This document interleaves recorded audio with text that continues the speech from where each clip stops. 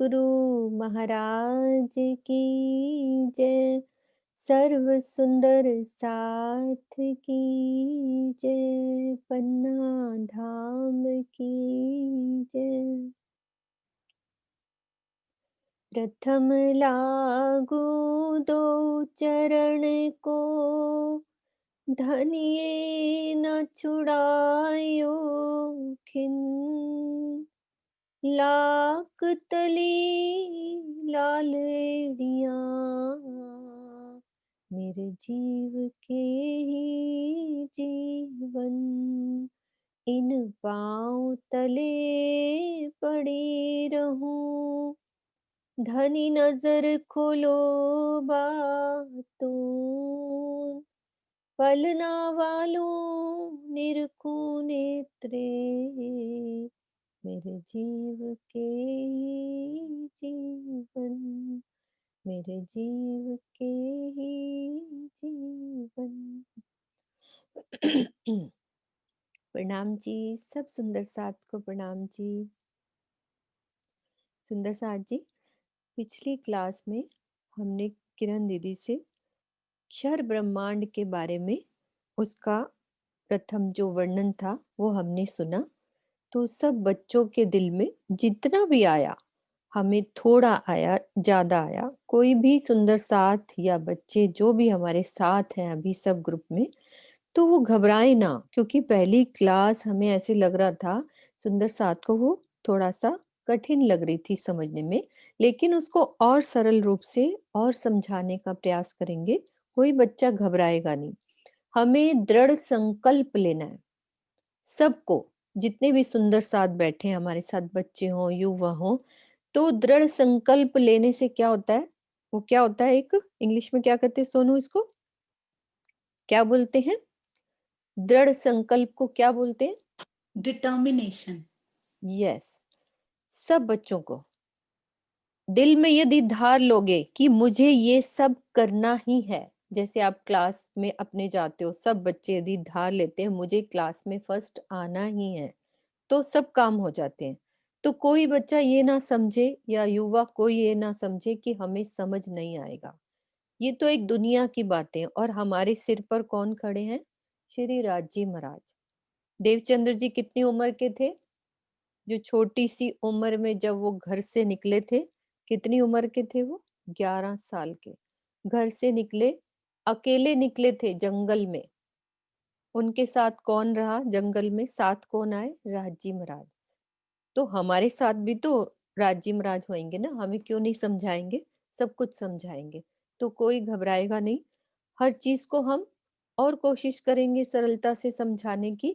पर दिल में सबको दृढ़ संकल्प, पहला हमारा जो प्रेरणादायक एक प्रसंग है, हमें प्रसंग से मतलब आज हमें सीखना है कि हमें सीखना ही है, ये एक चीज दृढ़ करनी है, सीखना ही है। तो अब हमारे साथ किरण दीदी आए हैं, तो वो आपको अच्छे से समझाएंगी कि क्षर ब्रह्मांड का सारा वर्णन। किरण दीदी को दो।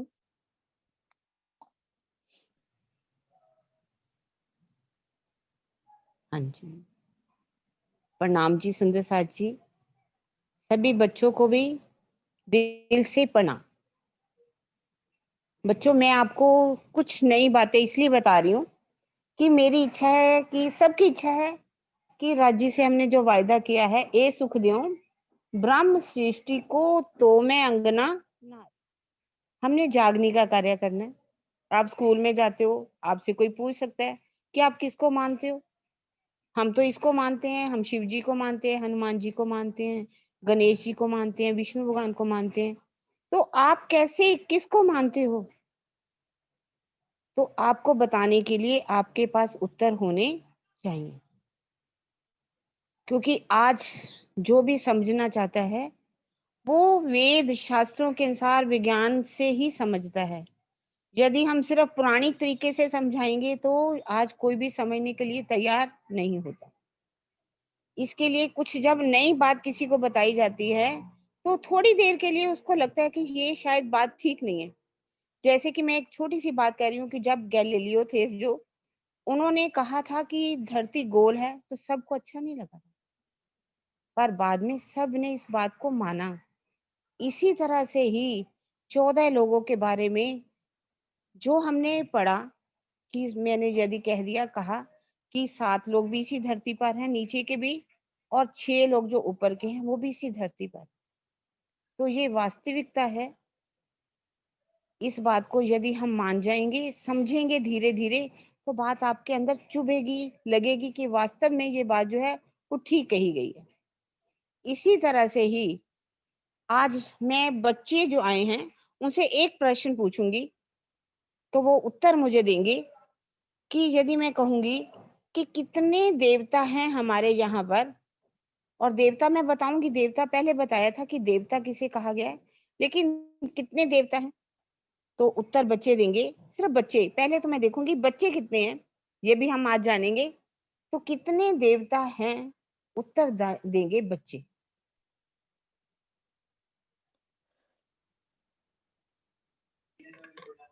कामाक्षी, आप अनम्यूट कीजिए और कोशिश कीजिए बेटा, जो भी उत्तर देना चाहते हैं अपना कैमरा भी ऑन करें। प्रणाम जी। प्रणाम जी। हम्म, 33 करोड़। हाँ।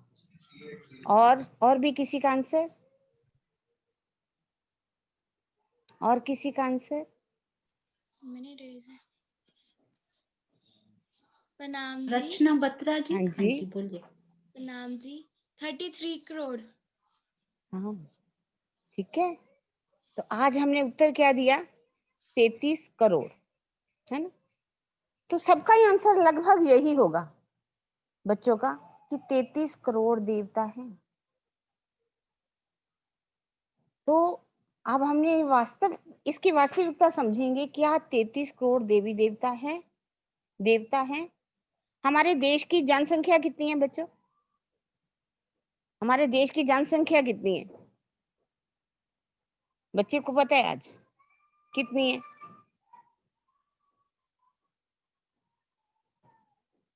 कितनी है? बच्चे बताएंगे। बच्चे जानते हैं आज कितनी हमारे देश की जनसंख्या है? हाँ संजय, जनसंख्या हाँ, जनसंख्या जो है वो कितनी है? सही आ रहा है उत्तर। 30 करोड़। हाँ, 130 करोड़, है ना? तो हमने देवता कितने बता दिए? 33 करोड़। यदि किसी से भी पूछा जाए कि आप कुछ देवताओं का नाम हमें बता दीजिए, तो वो बता पाएंगे? तो 33 करोड़ देवताओं को समझना, मानना, कैसे मानेंगे? कोई भी नहीं मानेगा। कोटि का अर्थ क्या होता है पहले हमें समझना चाहिए। कोटि लिखा हुआ है। कोटि का अर्थ होता है कितने, इतने प्रकार के, प्रकार। कोटि, करोड़ नहीं है बच्चे। हम आज दिन तक कहते रहे कितने देवता हैं? 33 करोड़। ये जो अंग्रेज गए ना, उन्होंने हमारे हिंदुओं का मजाक उड़ाया कि हिंदुओं के कितने देवता हैं? 33 करोड़। क्योंकि कोटि का अर्थ नहीं समझ आया ना उनको, तो उन्होंने 33 करोड़ कहा। और हमने भी क्या कहना शुरू कर दिया? हमारे तो 33 करोड़ देवता हैं, 33 करोड़ देवता। तो ये हैं 33 कोट, 33 कोटि, यानी कि 33 प्रकार के देवता। देवता पहले बताइए। देखो बच्चों, देवता कहा किसे जाता है? देवता उसे कहा जाता है जो किसी को कुछ दे, जो दूसरों का कल्याण चाहे, भला चाहे। और असुर किसे कहा जाता है? जो अपना ही पेट भरना जानते, जो अपना पेट भरते हैं उनको कहते हैं असुर। और जो दूसरों का पेट भरे, दूसरों का भला चाहे, उसको क्या कहते हैं? देवता। आज से कम 22-23 वर्ष की पहले की बात है। ये जो अपनी सोनू है ना, इसकी मैंने एक कहानी सुनी थी जो मुझे याद है। तो उसने एक कहानी सुनाई थी स्टेज के ऊपर सरकार श्री के सामने, कि सुर और असुर, देवता और राक्षस जिसे कहा गया, वो दोनों अपने गुरु बृहस्पति के पास जाते, कहते हैं देखो हमारी तो कोई आदर नहीं करता, हमारा कोई भी इज्जत नहीं करते, हमें बाद में भोजन कराया जाता है, और जो देवता हैं इनको पहले भोजन कराया जाता है। ये तो सरासर गलत है। हम चाहते हैं कि इस बार हमें भोजन पहले कराया जाए। उन्होंने कहा ठीक है, आपको भोजन कराया जाएगा। तो उन्होंने कहा कि आपका समय है आधा घंटा। दोनों दरियां बिछा दी गई, आसन लगा दिए गए, चाकले बिछा दिए गए और आमने सामने दोनों उनको जो है असुरों को बिठा दिया गया। भोजन की थालियां उनके रख दी गई आगे, लेकिन शर्त क्या रखी गई कि आपकी बाजुओं पर क्या बांधा जाएगा, एक फट्टी लकड़ सी बांध दी गई, जिससे वो अपनी बाजू को मोड़ नहीं सकते थे। लेकिन जब उन्होंने भोजन उनके सामने रखा गया, उन्होंने भोजन खाना शुरू किया, तो भोजन जो है वो जैसे ही मुंह में ऐसे डालते, कोई दाना मुंह में आ गया, जो कोई नहीं आया। बहुत कोशिश की उन्होंने खाना खाने की, लेकिन वो भोजन नहीं कर। उनको कहा गया कि अब आपका समय समाप्त। अब समय किसका आता है, देवताओं का।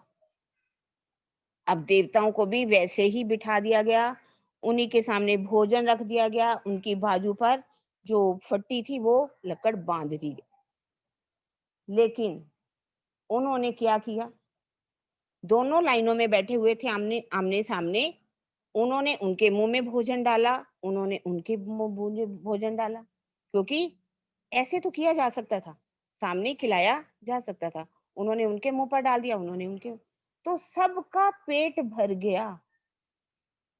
सबका पेट भरने के कारण, क्योंकि उन्होंने उनका भला चाहा, उन्होंने उनका भला चाहा, तो सबने, इसीलिए उनको क्या कहा गया, देवता। जो दूसरों का कल्याण करें, दूसरों का पेट भरना चाहें, और जैसे कि जो खुद ही पेट भरना जानते हैं, उनको असुर कहा गया।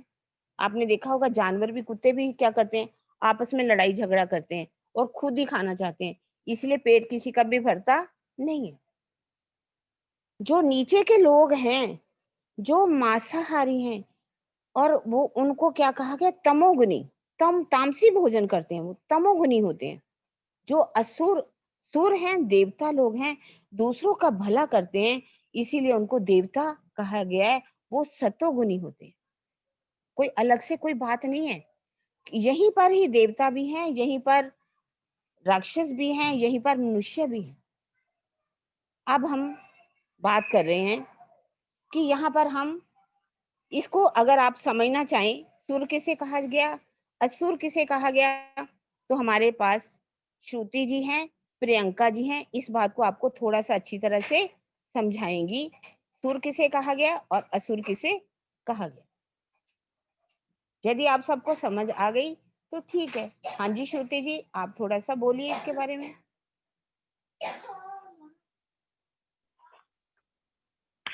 प्रणाम जी सुंदर साथ जी। सुर यानी देवता, अभी हमने आंटी से समझा जैसे कि जो दूसरों का भला चाहे, मीन्स हम अगर दूसरों के वेलफेयर के बारे में सोच रहे हैं कि हमने दूसरों की हेल्प करनी है, तो अगर हम ये बात करते हैं या हमारे अंदर गुड, हम हमेशा सच बोल रहे हैं, दूसरों के बारे में सोच रहे हैं, तो इट मीन्स गुड क्वालिटीज है, सत्वगुणी है। और वो कैसे हम बन सकते हैं, अच्छा खाना खा, हमारा खान पान अच्छा होना चाहिए। तो उन्हें क्या कह दिया जाता है, जो अच्छी गुड क्वालिटीज के साथ है, दूसरों के बारे में सोचते हैं, वो बन जाते हैं देवता। उन्हें कह दिया जाता है देवता या सुर। और असुर जो सिर्फ अपने बारे में ही सोचते हैं, जैसे हम कहते हैं ना सेल्फिश, ये तो सेल्फिश पर्सन है, अपने बारे में ही सोचना, किसी और के बारे में नहीं सोचना, तो उन्हें कह दिया जाता है असुर। ठीक है, आंटी शायद अब समझ आते हो। हाँ जी, समझ आई बच्चों? कुछ पूछना चाहते हैं इसमें? एक राज। हाँ, अब बता रहे हैं हम, जो 33 करोड़ देवता कहा गया है, वास्तव में 33 करोड़ देवता नहीं है। कितने प्रकार के देवता होते हैं? 33 कोटि के देवता, 33 प्रकार के देवता।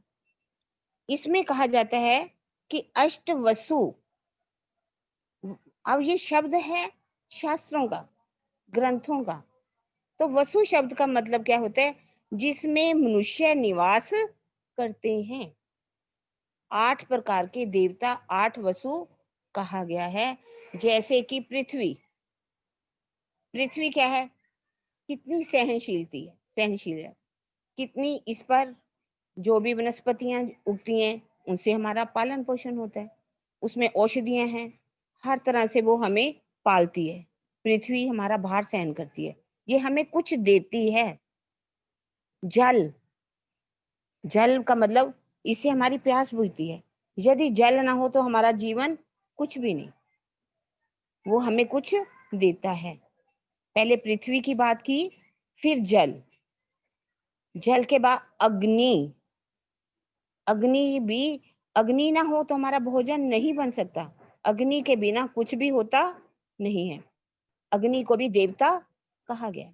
और वायु, वायु के बिना तो हम रह ही नहीं सकते, श्वास भी नहीं ले सकते, इसलिए वायु को भी देवता कहा गया है। और जिस आकाश के नीचे हम रहते हैं ये भी पांचवा देवता है। ये कितने देवता हैं? 5 देवता। अग्नि, जल, पृथ्वी, पहले पृथ्वी, फिर जल, फिर अग्नि, फिर वायु, और फिर है आकाश। ये 5 देवता हैं।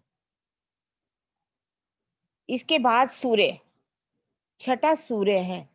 यदि सूर्य ही ना निकले तो कैसे जीवन जी सकते हैं? कुछ दिन भी सूरज नहीं निकलता, हमारे कपड़े नहीं सूखते, चारों तरफ ऐसा लगता है कि स्मेल आ रही है।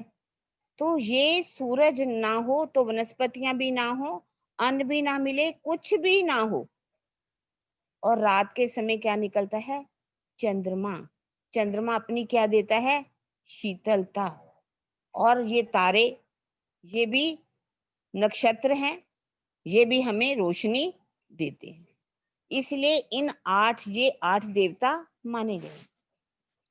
इसके साथ 5 तत्व जो हमने बोले, पृथ्वी, जल, अग्नि, वायु और आकाश, सूरज, चंद्रमा और नक्षत्र यानी के तारे, ये क्या मानेंगे? 8 देवता मानेंगे।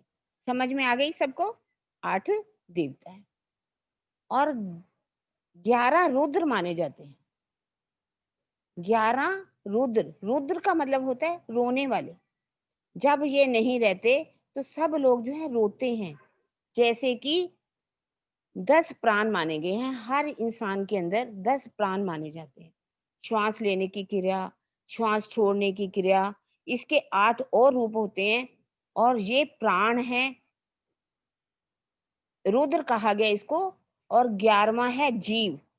यदि ये जीव हमारे अंदर ना हो तो ये शरीर क्या माना जाता है? अचेतन, अचेत हो जाता है, समाप्त हो जाता है, मृत्यु मानी जाती है। ये जीव निकलता है तो प्राण भी कहा जाता है, उसके प्राण निकल गए। ये हमें जीवन प्रदान करते हैं, इसलिए इनको भी क्या कहा गया है? देवता।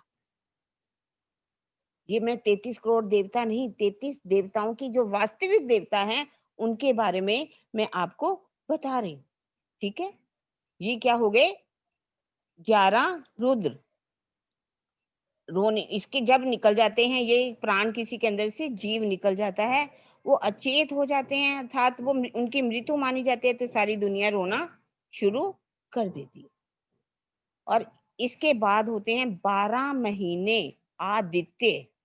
12 महीने, यदि ये 12 महीने ना बने हों, जैसे कि चैत, विशाख, जेठ, हाट, आषाढ़, सावन, भादो, आश्विन, कार्तिक, माघ, इस तरह से पोष, माघ और फागुन, जनवरी, फरवरी, मार्च, अप्रैल, मई, जून, जुलाई, अगस्त, सितंबर, अक्टूबर, नवंबर और दिसंबर, ये 12 महीने हैं।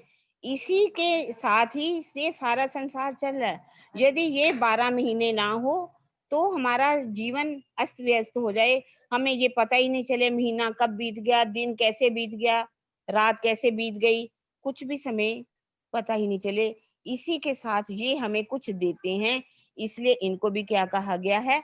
देवता। कितने हो गए बच्चों? 12, 8 20 और 11 31, 31। और 34वां होता है ये विद्युत, ये बिजली। अगर ये ना हो तो भी हमारा जीवन नहीं चल सकता। ये विद्युत जो है ये भी हमें जीवन देती है। और एक होता है यज्ञ। ये हवन की बात नहीं, यज्ञ। जैसे कि ये आज हम कर रहे हैं ब्रह्म यज्ञ, ये हमारा यज्ञ है। इससे हम सारी दुनिया को एक परमात्मा की, एक ब्रह्म की पहचान अगर करवा देते हैं, ये हमारा यज्ञ ही माना जाएगा। यज्ञ जिसे कहा गया है, ये भी एक तरह से देवता है। ये हो गए 33 देवता, और 34वां कौन सा है? वो एक परमात्मा। एक परमात्मा जो है वो 34वां है। 33 प्रकार के देवता, 33 कोटि के देवता यहाँ पर कहे गए हैं। हम 33 करोड़ देवता कभी भी नहीं कहेंगे। यदि कोई हमसे पूछे, कोटि, कोट भी कहा गया, कोटि भी कहा गया। 33 करोड़ तो लोगों ने बना दिया और हमारा मजाक उड़ाया, और हमने 33 करोड़ देवता कहना शुरू कर दिया। अब इसको आपको समझ आई, ये 33 देवता क्या हैं, कौन से हैं? इसके बारे में प्रियंका या श्रुति दोनों में से एक बहुत अच्छी तरह से और बताएगी।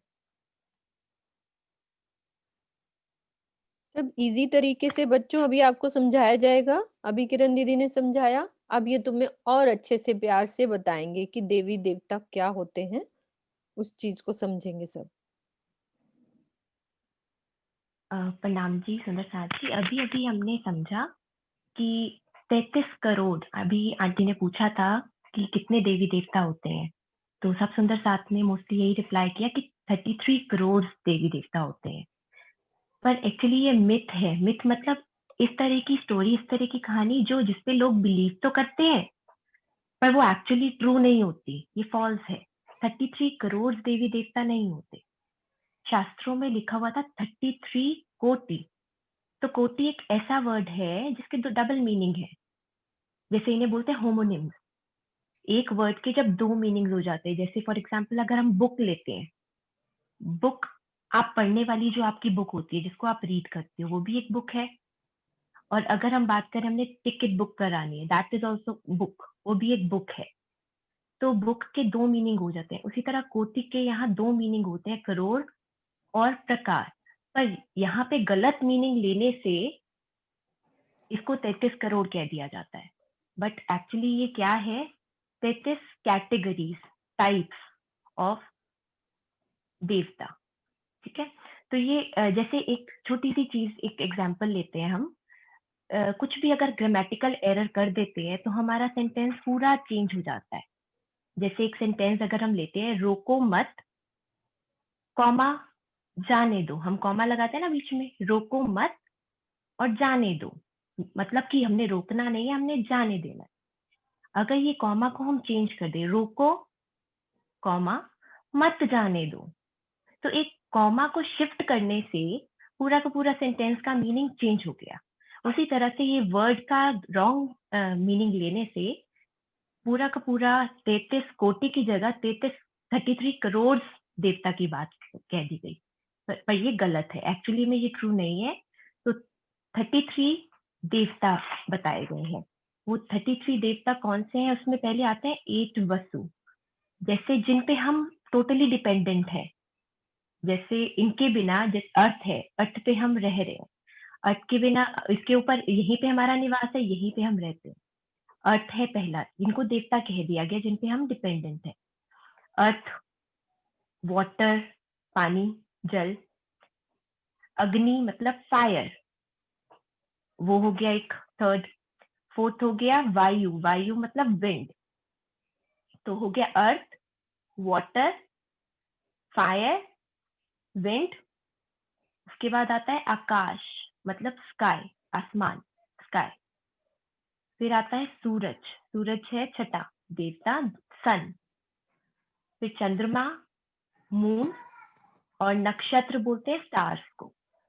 तो ये सब चीजों से हमें कुछ मिलता है, तो इसलिए इनको कह दिया गया देवता। ये हो गए 8। हमने अभी पढ़ा 33 होते हैं। तो अब नेक्स्ट 11 में आ जाते हैं 11 रुद्र। जैसे हम वो पढ़ते हैं 5 सेंस ऑर्गन होते हैं ना, ऐसे ही 5 ऑर्गन्स ऑफ एक्शंस, 10 ऑर्गन्स ऐसे होते हैं हमारे, 10 सेंसेस, तो वो 10 सेंसेस और 11th हो जाता है हमारा माइंड, मन। तो ये 11 रुद्र हो जाते हैं। पहले हमने 8 किए, 8 + 11 19। उसके बाद आते हैं 12 मंथ्स, क्योंकि अगर मंथ सपोज कैलेंडर ना हो तो उसके बिना हमारी लाइफ पॉसिबल नहीं है। तो ये भी एक देवता का, क्योंकि डेज का ही नहीं पता चलेगा, डेट्स का ही नहीं पता चलेगा, तो ये भी बहुत महत्वपूर्ण है। तो 12, 19 + 12 हो गए 31। 32nd हो गया लाइट, बिजली। तो इसको, इसके बिना भी पॉसिबल नहीं है। इन सब चीजों पे हम डिपेंडेंट हैं। और एक 33rd हो गया, 33 जो है वो है ब्रह्म यज्ञ, मीन्स जो एक परमात्मा की पहचान कराए, इसको बोलते हैं सेक्रेड ऑब्लेशन, मतलब यज्ञ करना जो मुक्ति दिलाए, जो मोक्ष दिलाए, तो एक पारब्रह्म की पहचान कराए, तो उस यज्ञ को 33rd देवता कहा गया है। तो ये 33 देवता भी हमने आंटी से समझे। 8 वसु, 11 Rudra, 12 months, 32nd light and 33rd ब्रह्म यज्ञ, सेक्रेड ऑब्लेशन। आंटी जी आप। हाँ जी। हाँ बच्चों, अब हम ये बात करेंगे। एकता कुछ हाँ क्वेश्चन, एक बारी दीदी, एकता जी कुछ बारी बारी रेज हैंड कर रहे हैं बच्चे, कुछ एक दो हाँ बच्चे हैं, जी, उनसे बात कर सकते हैं।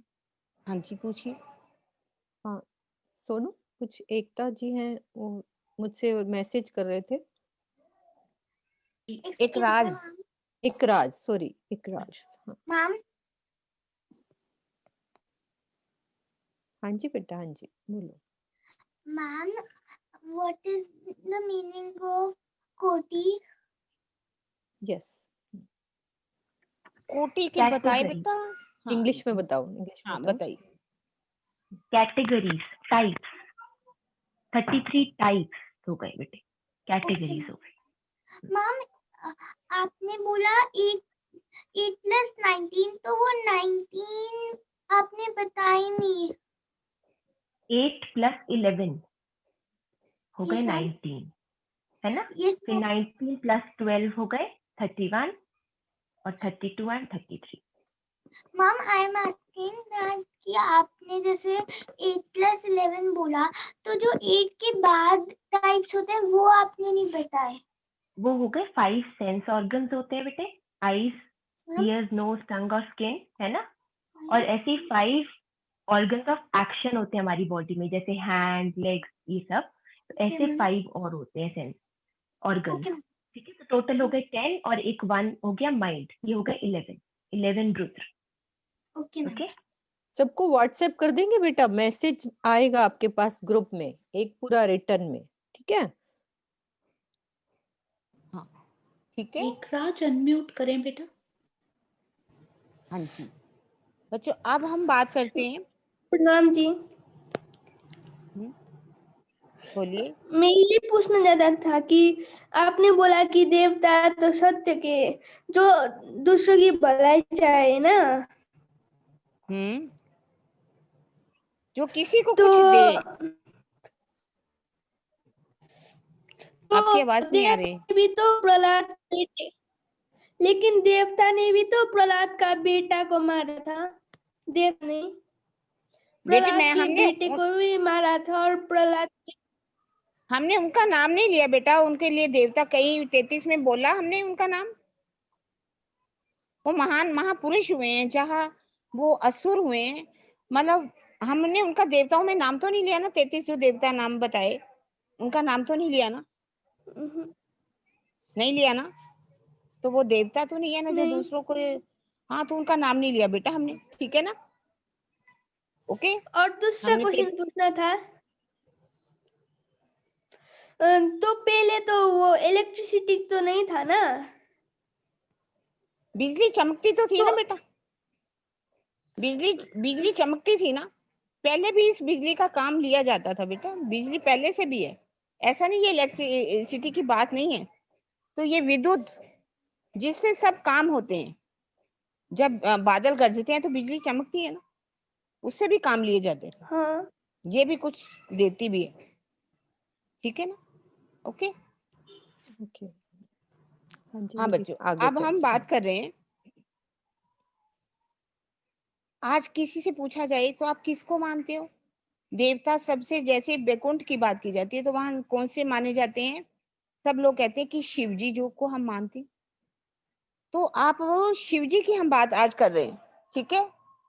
तो शिव जी, जब शिव जी का बात करते हैं तो क्या हम सभी कहते हैं हम शिव जी को मानते हैं, तो हम उनसे एक प्रश्न पूछेंगे। अगर आप शिव जी को मानते हो तो शिव जी ने गले में क्या डाला है? बच्चों, गले में क्या डाला हुआ है?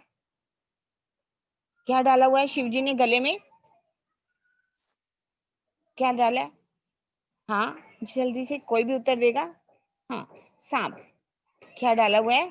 सांप। जो शिव जी को मानते हैं उन्होंने गले में डाला है सांप।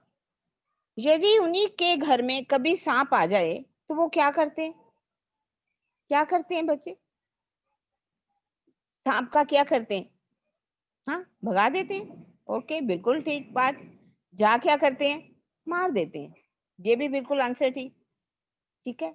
या स्वयं ही भाग जाते हैं वहां से, है ना? भगा देते हैं, जहां हम स्वयं भी भाग जाते हैं, जब मार देते हैं। बिल्कुल आंसर बच्चों ने ठीक दिया, है ना? अब यदि शिव जी ने गले में सांप डाला है, हम उसे मारते हैं, भगा देते हैं या स्वयं भाग जाते हैं, ठीक है ना? तो इसका भाव क्या है? शिव जी ने गले में सांप डाला है तो वो हमें कुछ समझा रहे हैं। हमें उनसे, हम कहते हैं हम शिव जी की भक्ति करते हैं, लेकिन क्या उनसे पूछना आप कि आप सच्ची शिव जी की भक्ति करते हो? यदि उन्होंने गले में सांप डाला है और आप मार देते हो, वास्तविक इसका अर्थ क्या है? इसका अर्थ है कि शिव जी जो हैं उन्होंने गले में सांप डाला है। सांप क्या माना जाता है? दुश्मन। क्या माना जाता है? दुश्मन। तो हमें क्या करना चाहिए? दुश्मन को भी गले से लगाना चाहिए।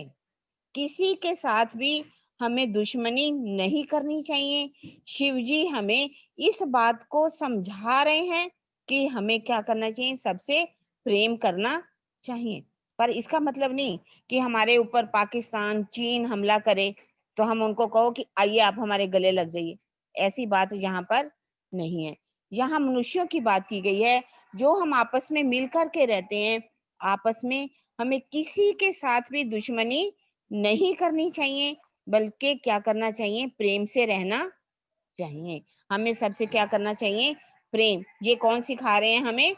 शिव जी सिखा रहे हैं, ठीक है? ये बात समझ में आई सबको? हाँ, लव करना चाहिए। अब दूसरी बात है, उन्हें उनके शीश कमल पर क्या दिखाई दे रहा है बच्चों? चंद्रमा। क्या दिखाई दे रहा है? चंद्रमा। चंद्रमा तो इस धरती से ना जाने कितने गुना दूर है।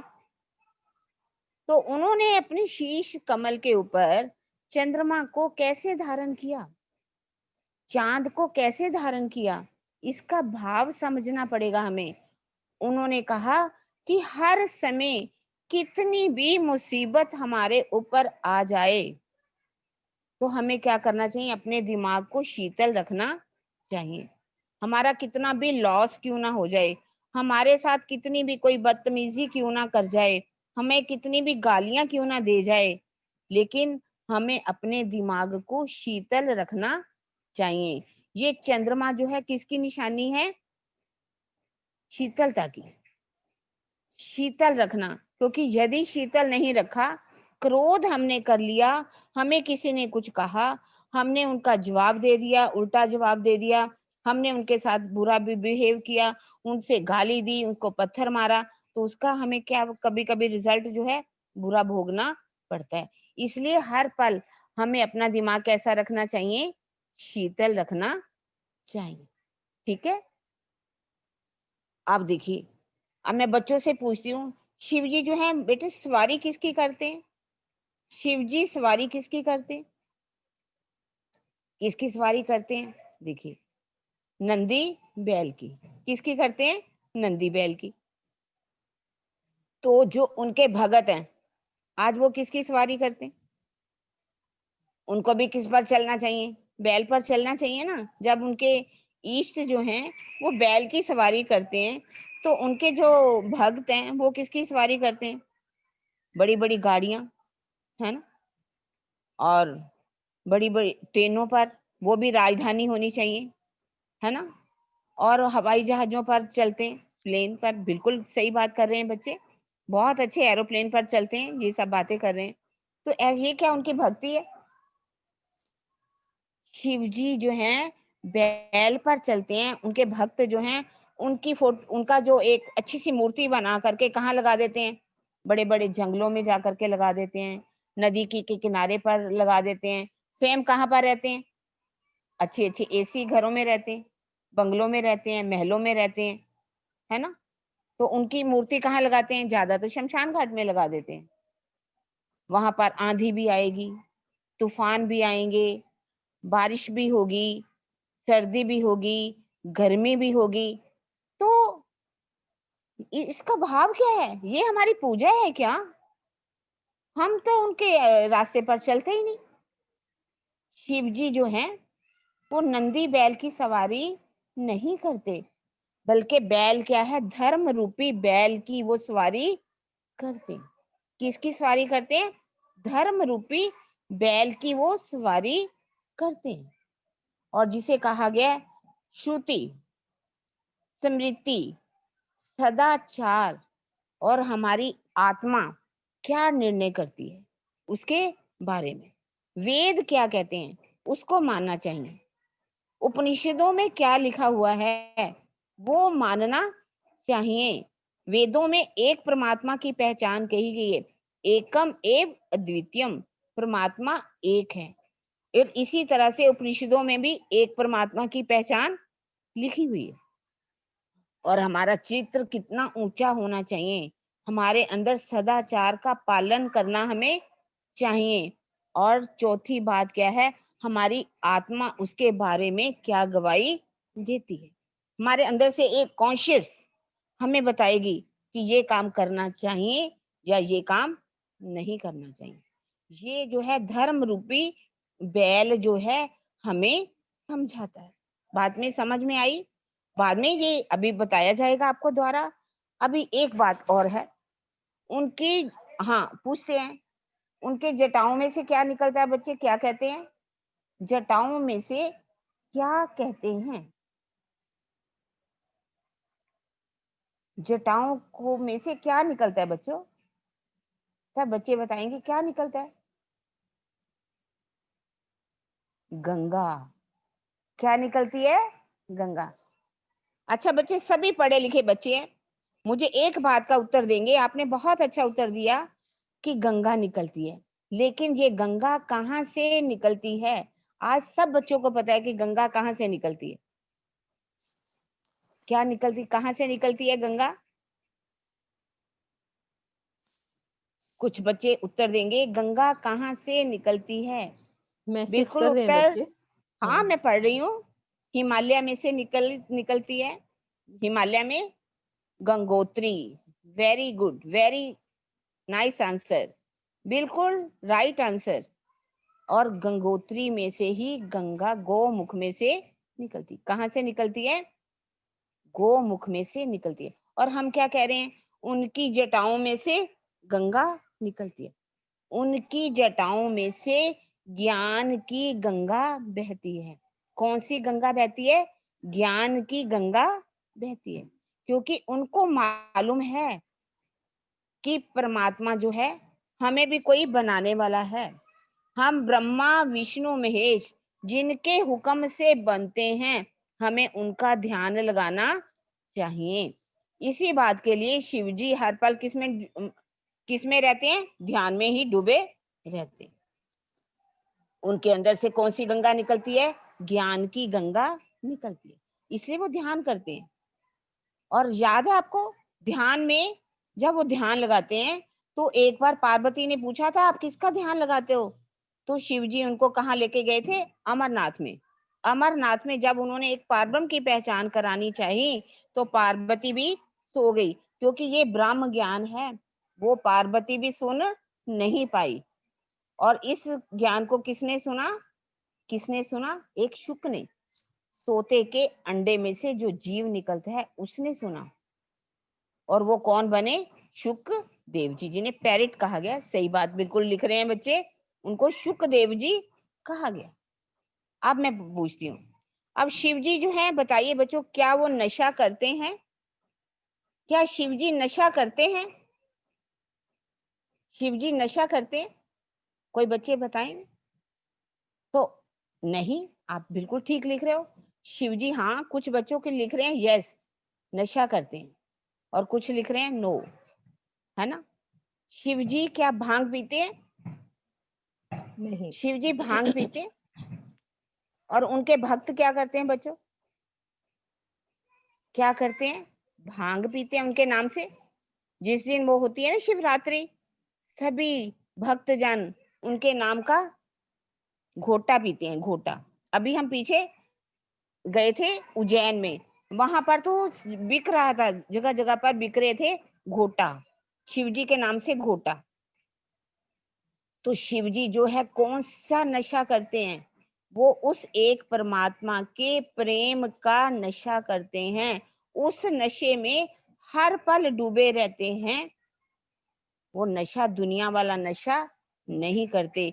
वो कहते हैं कि मैं भी उस एक परमात्मा के प्रेम में डूबा रहता हूँ, तुम भी उस परमात्मा के प्रेम में डूबे रहो।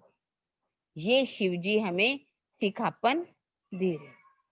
ये सच्ची भक्ति वो है कि हम सांप जो उन्होंने गले में डाला है, हम किसी के साथ भी दुश्मनी ना करें, हमेशा प्रेम का व्यवहार करें। कितना भी हमारे ऊपर कष्ट आ जाए, हमें अपने दिमाग को क्या रखना चाहिए? शीतल रखना चाहिए। उनकी वो सवारी करते हैं धर्म रूपी बैल की। जो अभी एक बच्चे ने पूछा, कहा कि उपनिषद किसे कहा गया? तो क्या है, वेदों के जितने भी टीका किए गए, जो उनके ग्रंथ हैं आगे बनाए गए, वो जो है उपनिषद उनको कहा गया। और हमें अपना कैसे सदाचार का पालन करना चाहिए, कैसे वो काम करना चाहिए जो हमारा अंदर से हमारी आत्मा गवाही दे, वो काम करना चाहिए। और क्या है, उनके जटाओं में से क्या निकलती है? ज्ञान की गंगा निकलती है। वो कहते हैं कि एक परमात्मा है, हमें एक परमात्मा का ध्यान करना चाहिए, और उस परमात्मा के प्रेम के नशे में हमें डूबे रहना चाहिए। यदि हम ऐसा करते हैं तो शिव जी की सच्ची भक्ति हम करते हैं, वरना उनकी कोई भी सच्ची भक्ति नहीं। ठीक है, इसके बारे में आपको बच्चों को समझ में आया, या इसमें बारे में कोई क्वेश्चन है? बट हाँ जी बच्चों, क्या डाउट है आपको? प्रियंका पहले हाँ बोलो। अश्विन, कोई बच्चा है अश्विन?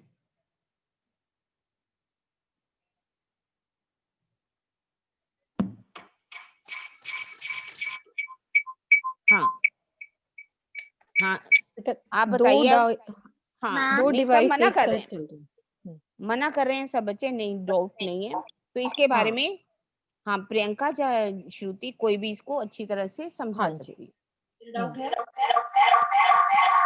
बेटा आपके दो डिवाइस चल रहे हैं, वो बंद करो पहले, आवाज नहीं क्लियर है। प्रियंका पहले आप बोलो, बाद में डाउट पूछ लेंगे। हाँ जी, प्रणाम जी। देखिए, अभी हमने शिव जी के बारे में समझा। आंटी जी ने बहुत ही अच्छे से बताया, मुझे लगता है सबको समझ में आ गया होगा। शिव जी की जो क्वालिटीज हैं, जो गुण हैं, उनको एक अलंकारिक रूप में या फिर किस चीजों के साथ कंपेयर करके बताया गया है। जैसे कि पहली क्वालिटी है नाग। नाग सांप, सांप के काटने से कहते हैं ना मृत्यु भी हो जाती है, जहरीला होता है सांप, बट उन्होंने अपने गले में लपेटा हुआ है। इसका क्या मतलब है कि हमें अपने दुश्मनों को गले लगाना चाहिए। गले लगाना चाहिए मतलब एक एक तरह का ये मुहावरा है, इडियम है ना। मतलब ऐसे गले नहीं लगाना चाहिए। मीन्स अगर कोई आपका कोई है जो आपका साथ अच्छा बिहेवियर नहीं कर रहा, उसका वो आपको पसंद नहीं करता, आपको बुरी बातें बोल रहा है, ठीक है, तो हमें उसके बारे में बुरा नहीं सोचना। भले ही वो हमारे बारे में अच्छा नहीं सोच रहा, तो हमें उनके बारे में बुरा नहीं सोचना है, उनके साथ अच्छा व्यवहार करना है, उनके साथ अच्छा बिहेव करना है। तो धीरे धीरे क्या होगा, उनका बिहेवियर हमारे लिए अपने आप ही चेंज हो जाएगा, ठीक है ना। तो जो हमारे दुश्मन थे वो हमारे एक दिन फ्रेंड्स बन जाएंगे। अगर हम उनके साथ उनके जैसा ही बिहेव करेंगे, क्या हमारे दुश्मन हमारे फ्रेंड्स बन पाएंगे? कभी भी नहीं, ठीक है ना। तो हमें अपने फ्रेंड्स बनाने हैं, दुश्मन कम करने हैं, तो हमें अपना बिहेवियर उनके साथ अच्छा करना पड़ेगा, तभी हमारे सारे फ्रेंड्स बनेंगे। तो ये एक क्वालिटी हुई नाग से ली हमने, जो हमें सीखनी है। दूसरी क्वालिटी चंद्रमा। चंद्रमा, उनके माथे में, चंद्रमा का मतलब होता है शीतलता, शीतलता का प्रतीक है चंद्रमा, ठीक है। तो हमें उनके समान शीतल बनना चाहिए। शीतल मीन्स, देखिए, हमें हर हर सिचुएशन में एक जैसा रहना चाहिए। जैसे कोई पर्सन है, अगर हम उसकी तारीफ कर देते हैं कि आपने आज बहुत अच्छा किया, तो कितना वो मीन्स खुशी से उछलने लगता है, हाँ मेरी तारीफ हुई, मैं सबको मतलब जा जाके बताता है कि हाँ मेरी तारीफ हुई। अगर हम उसको कुछ बुरा बोल दे तो फटाक से गुस्सा आ जाता है ना। या फिर हमें कोई कोई सैड न्यूज मिलती है तो हम रोना शुरू कर देते हैं कि ऐसा क्यों हो गया, ये नहीं होना चाहिए था, है ना। तो हमें हर सिचुएशन में एक समान शांत रहना है और अपने राज्य श्यामा जी पर विश्वास रखना है, उन पर ट्रस्ट रखना है। जो वो कर रहे हैं वो अच्छा ही कर रहे हैं, वो कभी हमारे साथ बुरा नहीं कर सकते, हमारे साथ अच्छा ही कर रहे हैं। तो हर सिचुएशन में एकदम शांत रहना है और राज्य पर ट्रस्ट रखना है, ठीक है। यहाँ से हमें ये क्वालिटी सीखनी है। अब तीसरी है गंगा। गंगा मीन्स क्या है, क्यों है गंगा? क्योंकि वो शिव जी जो है विद्याओं में निपुण है, मीन्स बहुत महाज्ञानी है, ओशन ऑफ नॉलेज जिसे हम कहते हैं, उनको बहुत ज्ञान है। तो अब हमें भी उनसे क्या, इस क्वालिटी से क्या सीखना है, हमें भी ज्ञान लेना है। कौन सा ज्ञान लेना है हमको? हमको लेना है हम कहाँ से आए हैं, हमें कहाँ जाना है, हम कौन है, एक परमात्मा वो कौन है, कहाँ रहते हैं, ये ज्ञान चाहिए हमें। और ये ज्ञान हमें कहाँ मिलेगा? अगर हमें कोई ज्ञान चाहिए होता है, लाइक हमें स्पेस की नॉलेज चाहिए है, तो हम स्पेस से रिलेटेड बुक पढ़ते हैं, हमें वहां का पता है। किसी को पेड़ पौधों में इंटरेस्ट है तो उस टाइप की बुक्स पढ़ता है, वो जानने के लिए। हमें जानना है हम कौन है, कहाँ से आई हैं, परमात्मा कौन है, ये ज्ञान हमें, ये नॉलेज हमें कहाँ से मिलेगी? हम सबको पता है कहाँ से मिलेगी, श्रुतार्थम वाणी से हमें मिलेगी, वाणी से ये नॉलेज। तो हमें वाणी मंथन करना है, राज्य पढ़ने हैं, अर्थ वाले राज्य पढ़ेंगे हम। जैसे अभी हम आगे ये परम धाम के 25 पक्ष सीखेंगे, तो परिक्रमा ग्रंथ है, उसके अर्थ वाले जो परिक्रमा ग्रंथ हैं उनको हम पढ़ेंगे, तो हमें रिवीजन भी होगा और समझ भी आएगा। वाणी पढ़ने का मतलब क्या है कि हम राज्य से बातें कर रहे हैं, ठीक है। हम पूरा टाइम सबसे बातें करते हैं, थोड़ा टाइम राज्य से बात करने का निकाल सकते हैं, ज्यादा नहीं, जितना आपको समझ में आए, 10 रुपए 20 रुपए अगर हम पढ़ते हैं डेली, तो इसका मतलब ये है कि हम राज्य से बातें कर रहे हैं और हमें नॉलेज हो रही है, ठीक है। तो हमें यहाँ से ये ज्ञान, ये क्वालिटी लेनी है, ये सीख लेनी है। अब आता है भांग। शिव जी क्या भांग पीते थे, नशा करते हैं, भांग पीते हैं? तो नहीं है, वो भांग नहीं पीते हैं। भांग पीने से क्या होता है, भांग पीने से जो हमारा माइंड है ना, कुछ टाइम के लिए वो डेड हो जाता है। मतलब जैसे हमने देखा है मूवीज में भी, ड्रिंक करने के बाद क्या होता है, जो अच्छे से खड़े भी नहीं हो पाते हैं, बोल भी नहीं पाते हैं, उनको कोई मतलब संसार सामने कौन है उनकी कुछ समझ में नहीं होती, क्या बोल रहे हैं वो कुछ नहीं पता होता, वो माइंड थोड़े टाइम के लिए डेड हो जाता है, ठीक है। तो वो नशे में रहते हैं। तो जो शिव जी है वो ध्यान द्वारा परमात्मा के नशे में रहते हैं। इस नशे को उस नशे से कंपेयर किया है, बट दोनों नशे में जमीन आसमान का फर्क है, ठीक है। वो जो नशा है वो बुराई की तरफ ले जाता है, और जो परमात्मा को पाने का नशा है वो अच्छाई की तरफ ले जाता है। जैसे कोई व्यक्ति है, संसार को छोड़ के परमात्मा की खोज के लिए जैसे चले जाते हैं हिमालय की गुफाओं में ध्यान लगाने के लिए, उनसे अब ना अपनी सुध है ना संसार में लोगों की सुध है, क्या कौन क्या कर रहा है किसी से कोई मतलब नहीं है, वो सिर्फ परमात्मा के नशे में रहता है। तो दोनों नशे का में डिफरेंस है, लेकिन कंपेयर करने के लिए ऐसा बोल दिया गया है। तो हमें यहाँ से क्या क्वालिटी लेनी है? ध्यान करने की, चितवनी करने की, है ना। हमें राज्य श्यामा जी के श्रृंगार में डूबना है, उनके प्रेम में डूबना है। ठीक है, अभी हम पश्चिम पक्ष के सीखेंगे तो वहां की चितवनी, जिस दिन जो सा पक्ष सीखा वहां के बारे में सोचेंगे, चितवनी करेंगे। तो हमें यहाँ से चितवनी और ध्यान करना सीखना है।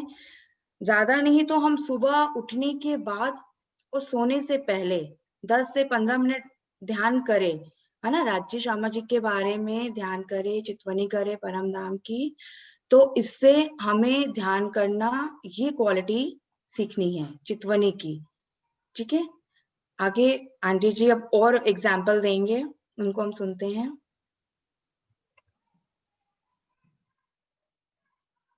हाँ जी, समय देख लीजिए। हाँ जी, 5 मिनट है दीदी। अभी 5 थोड़ा सा एक और में, बोल दूं, छोटा सा। हाँ, एक 5 मिनट का ले हाँ लो आप उदाहरण दो। हाँ हाँ। कि अब शिव जी की बात हम बात कर रहे हैं आज, विष्णु भगवान की। हम कहा जाता है कि विष्णु भगवान को चतुर्भुज रूप कहा गया। विष्णु के कितने हाथ दिखाए गए? अभी हनुमान जी का फिर कभी करेंगे। हाँ जी। विष्णु भगवान की बात करेंगे, वो छोटा है थोड़ा, कि ये क्या दिखाया? चतुर्भुज रूप। हमारी लिखा भी हुआ है कि जब कृष्ण जी का जन्म होने वाला था, देवकी और वासुदेव को किसने दर्शन दिया? चतुर्भुज रूप ने दर्शन दिया। अब ये चतुर्भुज रूप का मतलब क्या है? चतुर्भुज रूप का अर्थ होता है कि उनके 4 बाजू हैं। वास्तव में उनकी 4 बाजू नहीं है, उनके पास 4 शक्तियां हैं। देखिए, एक हाथ में क्या दिखाया है? शंख। क्या दिखाया है? शंख। शंख का मतलब होता है अलंकारिक मायना, ये है अलंकारिक रूप में शंख कहा गया।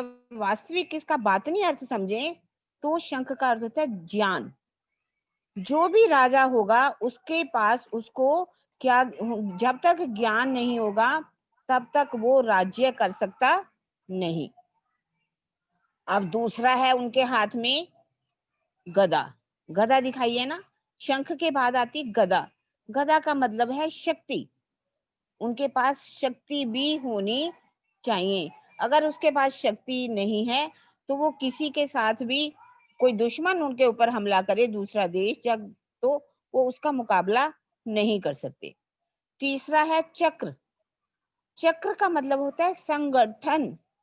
चक्र चलता है तो ऐसे लगता है कि घूम रहा है, तो उसका मतलब है संगठन होना जरूरी है। और चौथा है पद्म। चौथा है पद्म। पद्म माने कमल का फूल, लोटस, अर्थात ऐश्वर्य। आपको एक छोटी सी उदाहरण से मैं बताऊंगी। जैसे कि हमारे देश का राजा कौन है आज? देश के प्रधानमंत्री कौन है? नरेंद्र मोदी। यदि उनके पास दुनिया का कोई भी ज्ञान नहीं है, उनको नॉलेज ही नहीं है कि कौन सा देश का राजा कैसा है, कौन से देश का प्रधानमंत्री कैसा है, वहां पर कैसी तरक्की हो रही है, हमें देश को कैसे उन्नति की तरफ लेके जाना है, हर तरह का उनको ज्ञान होना जरूरी है। दूसरा बताया शक्ति। गदा जो है, गदा शक्ति का प्रतीक है। जैसे कि हमारी 3 सेनाएं हैं, जल सेना, थल सेना और वायु सेना। उनके पास तीनों सेनाएं हैं। तीनों सेनाओं के साथ वो जो है इस देश में शक्तिशाली राजा माने जाते हैं, शक्तिशाली प्रधानमंत्री माने जाते हैं। इसी तरह से ही चक्र का मतलब होता है संगठन। यदि किसी की पार्टी में संगठन ना हो तो वो राजा राज्य कर ही नहीं सकता। इसलिए संगठन का होना भी बहुत ही जरूरी है। और चौथा है लोटस, कमल, यानी कि ऐश्वर्य। ऐश्वर्य का मतलब होता है धन, दौलत, पैसा, खजाना। यदि उनका खजाना खाली है, उनके पास पैसा नहीं है, तब भी वो अपने देश को उन्नति की राह पर ले जा सकते नहीं। इसी तरह से ही विष्णु भगवान के पास भी ये 4 शक्तियां हैं। 4 शक्तियों के होने के कारण ही उनको क्या कहा गया है? चतुर्भुज स्वरूप कहा गया है। वास्तव में बाजुएं तो सबकी 2 ही होती हैं और उनकी भी 2 ही बाजू हैं और उनके पास 4 शक्तियां होने के कारण उनको चतुर्भुज स्वरूप कहा गया है, विष्णु भगवान। विष्णु जो कहा गया है, तो इस विष्णु के ये अलंकारिक मायने हैं। जब तक हम इनके बातनी अर्थों को नहीं समझेंगे, तब तक हमें विष्णु भगवान के बारे में भी समझ आ सकती नहीं। विष्णु भगवान भी उस परमात्मा का कैसे ध्यान लगाते हैं, उन्होंने भी ध्यान लगाया। लक्ष्मी जी ने हमारे वाणी के अंदर भी आता था कि पूछा था कि आप किसका ध्यान करते हो? तो उन्होंने कैसे ध्यान बताया उनको? इशारे मात्र में, क्योंकि ध्यान के द्वारा उनको पता चल चुका था कि पार्वम जो है वो आने वाले हैं। तो उन्होंने इशारत मन में, जब रुक्मिणी के साथ शादी हो रही थी, फेरों के अंदर इशारे से उनका उन्होंने नाम बता दिया। ये हैं विष्णु भगवान, जो वो भी उस परमात्मा का ध्यान करते हैं। इसके बारे में अब थोड़ा सा बताएंगे क्योंकि समय बहुत हमारे पास कम है। हाँ जी, थोड़ा ठीक है। थोड़ा करके हाँ, बता दीजिए। हाँ जी। हाँ, बिल्कुल शॉर्ट में बता दो कि क्या हमें ये क्या देवी जो देवता हैं, शॉर्ट में बताओ इनको। श्रुति, विष्णु जी का। प्रियंका या श्रुति, कोई हाँ भी। जी, हाँ जी। हाँ, 5 मिनट ज्यादा लेंगे एक्चुअली बच्चों, आज के हाँ दिन जी, बस। हम्म, विष्णु भगवान जी की 4 क्वालिटीज को 4 चीजों से कंपेयर किया है। शंख, चक्र, गदा और फूल, लोटस फूल। ठीक है। तो शंख का मतलब समझा धर्म ज्ञान। जैसे शंख क्यों बजाते हैं? शंख बजाने से लोग मानते हैं कि पॉजिटिव एनर्जी मिलती है और नेगेटिव एनर्जी खत्म हो जाती है। तो उसके लिए जो उनका धर्म ज्ञान था, तो उनमें वो शक्ति है धर्म ज्ञान से सृष्टि में पॉजिटिव एनर्जी लाने की, इसलिए शंख से कंपेयर किया। दूसरा, उन्होंने गदा से कंपेयर किया। गदा एक तरह का वेपन है। वेपन मीन्स जब विष्णु जी ने असुरों का वध किया था, तो उनके अंदर ये शक्ति है कि वो सृष्टि में दुष्टों का विनाश करने की उनके अंदर शक्ति है, इसलिए उसको गदा से कंपेयर किया। तीसरा है चक्र। चक्र का मतलब होता है घूमना। तो संगठन, जैसे अभी हमने समझा यूनिटी, जैसे कि एक फैमिली को चलाने के लिए जो एक घर का जो मुखिया होता है, वो पूरी फैमिली को एक साथ बांधे रखता है। सब अगर कोई मुश्किल है तो उनको एनकरेज करता है। अगर कोई गलत रास्ते में जा रहा है तो उसको डांट के समझा के वापस अपनी लाइन में लाने का, मतलब एक मैनेज बहुत अच्छे से घर को करता है। तो वो क्वालिटी, वो शक्ति विष्णु भगवान जी के अंदर है, सबको एक साथ रखने की। तो उसको चक्र से कंपेयर किया है। अब लास्ट में है लोटस। लोटस का मतलब ऐश्वर्य या फिर हम सुंदरता से लेते हैं। जैसे कि कमल का फूल कीचड़ में खिलकर बहुत अपने आप को सुंदर रखता है, स्वच्छ साफ रखता है। तो उसी से लेते हैं कि हम माया में रहते हुए भी, मतलब हमें माया में रहते हुए भी राज्य महाराज का ध्यान करते हुए अपनी आत्मा को, अपने को साफ और निर्मल रखना है। तो लोटस का मतलब भी स्वच्छ रखने से ही होता है कि जब हमारे मतलब सृष्टि में ये धर्म का प्रचार हो जाएगा और दुष्टों का नाश हो जाएगा, यूनिटी आ जाएगी, तो उस सृष्टि में अपने आप सुख, शांति, ऐश्वर्य आ जाएगा। तो वो लोटस उससे रिलेट किया गया है। हाँ जी, प्रणाम जी सुंदर साथ जी। इसके चारों के बहुत अच्छे मायने बता दिए। अब भी जैसे भी समय होगा, यदि प्रश्न बच्चे पूछना चाहेंगे तो बताया जाएगा। समय की बात है। मीनू जी बताएंगे क्या करना है आगे। सोनू जी बताएंगे।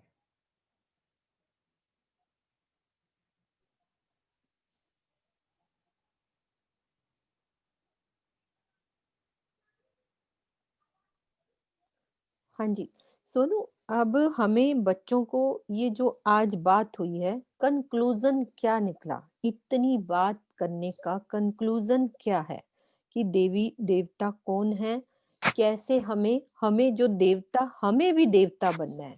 ये दुनिया में जो देवता बनना है बच्चों, उसमें हमें क्या क्वालिटी होनी है कि हम भी एक देवता हैं।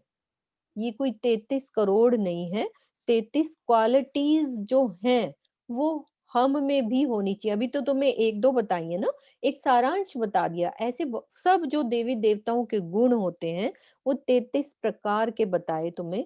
तो हमें ऐसा बनना है, हम भी देवता हैं। ठीक है सोनू, ये आप थोड़ा सा बताओ, फिर हम इस बात को खत्म करेंगे। कंक्लूजन दो इस बात का। आपने बहुत अच्छे से एक्सप्लेन किया दीदी, बिल्कुल सही। कि ये सब डिस्कस करने का मतलब है, कुछ बच्चे मैसेज कर रहे थे प्राइवेट मैसेज करके कि why are we going to discuss about Shiv ji और Vishnu ji. This is the only reason why we are discussing about all this, that we should know about all these qualities so that we can tell other people as well कि हम उनको क्यों नहीं मानते, हम उनकी qualities को मानते हैं, हम उनके गुणों को मानते हैं, हम एज अ पर्सन उनको नहीं मानते, हमें खुद वो बनना है और हमें श्री राज जी की राह पर क्यों चलना है, उन सब क्वेश्चंस के आंसर ताकि हम बाकी सबको भी दे सके। सिर्फ यही पर्पस था ये सब समझने का। प्रणाम जी। प्रणाम जी, प्रणाम जी।